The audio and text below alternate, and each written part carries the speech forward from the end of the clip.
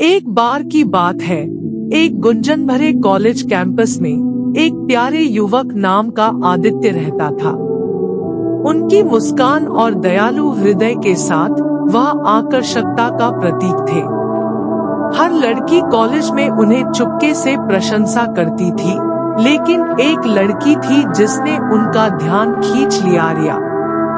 रिया एक स्वतंत्र आत्मा वाली लड़की थी, जीवन और हंसी से भरपूर। उनकी उज्जवल व्यक्तित्व ने आदित्य को उनकी ओर खींच लिया, जैसे कि मोट को मोमबत्ती की ओर। उन्होंने पहली बार कॉलेज के एक आयोजन में एक दूसरे के साथ मिले, जहां रिया का जीवन के प्रति उत्साह तुरंत आदित्य को मोह लिया। उस पल के बाद से वे एक दूसरे से अधिक समय बिताने लगे। उनकी आकस्मिक मुलाकातें जानबूझकर अभिनीत मिलनों में परिणत हो गई। जैसे ही वे एक दूसरे के साथ अधिक समय बिताने लगे, आदित्य और रिया की दोस्ती कुछ गहराई में परिप्रेक्ष्य में बदल गई। वे अपने सपनों, भयों और राजों को साझा करते थे, एक अटूट बंधन बनाते हुए। उनके दोस्तों ने उनके बीच की जटका को नोटिस किया और उन्हें उनके साथी संबंध के बारे में, उनकी विशेषता के बारे में छेड़ा, लेकिन आदित्य और रिया इस स्पष्टता को उपेक्षा करते रहे, अपने उभरते प्रेम के जादू का आनंद निजी रूप से चखना पसंद करते रहे। हालांकि हर कहानी के अपने विलेन की जरूरत होती है, और इस कथा में वह विक्रम था, एक ईर्ष्या और मानिपुरतिव कक्षा साथी जिसके पास रिया के प्रति भावनाएं थी। विक्रम को उससे बाहर खुश नहीं आ रहा था, खासकर न केवल आदित्य के साथ बल्कि रिया के साथ भी। उसने उन्हें अलग करने के लिए कुटिल योजनाएं बनाई, अफवाहें फैलाई और रिया की मन में संदेह की बीजें बोई। विक्रम के प्रयासों के बावजूद आदित्य और रिया का प्यार और भी मजबूत हुआ। वे हर संघर्ष और परीक्षण के माध्यम से एक दूसरे का साथ दिया, सभी प्रतिकूलताओं के खिलाफ विजयी निकले। उनका बंधन उनके चारों ओर के सभी के द्वार था, सच्चे प्रेम की शक्ति का एक प्रमाण। लेकिन भाग्य उनके लिए अन्य कुछ योजनाएं रखा था।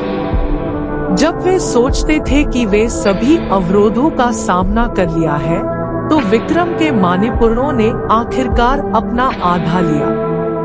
रिया संदेह और भ्रम से जूझते हुए ने आदित्य से अपने आप को दूर करने का निर्णय किया, जो विक्रम द्वारा बुनी झूठों को मान लिया। दिल टूटा हुआ और परेशान, आदित्य ने निष्क्रिय रूप से देखा जैसे कि उसके जीवन की प्यार को खो दिया है।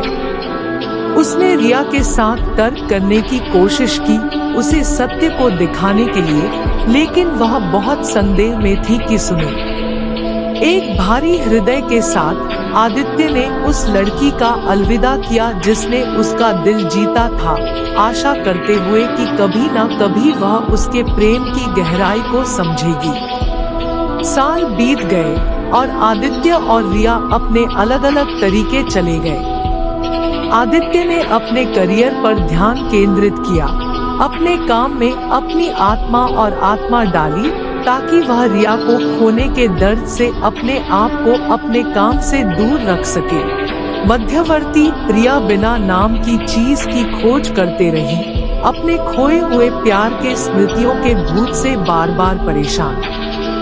एक याराना मिलने पर, एक संयोजक मिलने पर आदित्य और रिया एक बार फिर से मिले। समय ठहर गया, ऐसा लगा जैसे कि वे आंखें बंद कर ली।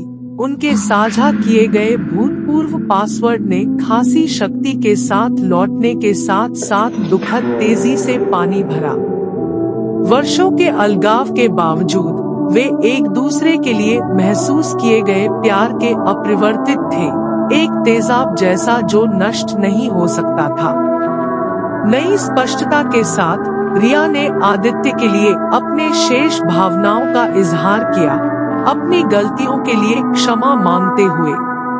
भावनाओं से अभिभूत आदित्य ने उसे बिना सोचे समझे क्षमा किया, समझते हुए कि आप प्यार लड़ने लायक है।